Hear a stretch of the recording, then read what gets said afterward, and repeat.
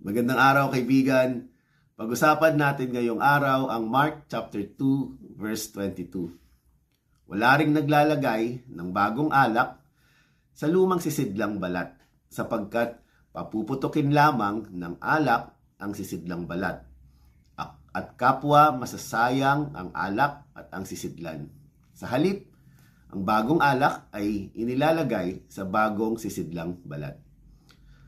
Noong panahon ni Jesus, ang alak ay inilalagay sa sisidlang balat ng hayop o tinatawag ding wineskin.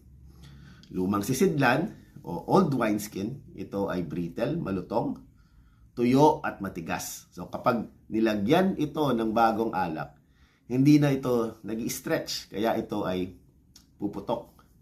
Yung bagong sisidlan o new wineskin, ito ay malambot, kaya pang mag-stretch. Dahil flexible at nag-stretch pa, ang bagong balat, sumasabay ito sa pag-alsa o fermentation ng alak.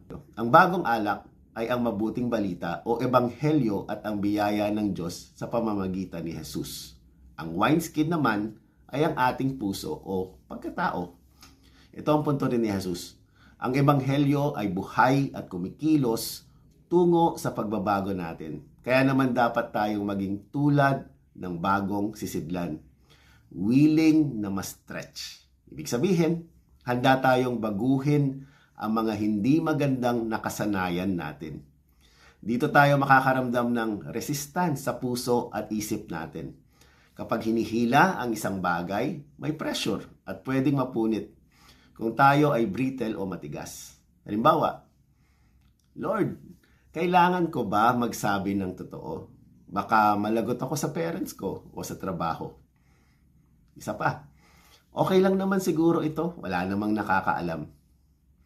Kung tayo ay parang lumang sisidlan, mahihirapan tayo dahil sinusubukan nating ipagkasya ang bagong buhay na dala ni Jesus sa lumang ugali natin na hindi kaaya-aya. Hindi talaga pwedeng magsama yung dalawa.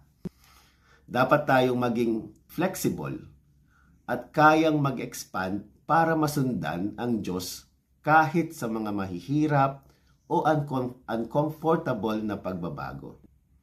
Gaya ng sabi ni Saint Augustine, God is always trying to give good things to us, but our hands are too full to receive them. Bagong buhay ang dala ng new wine.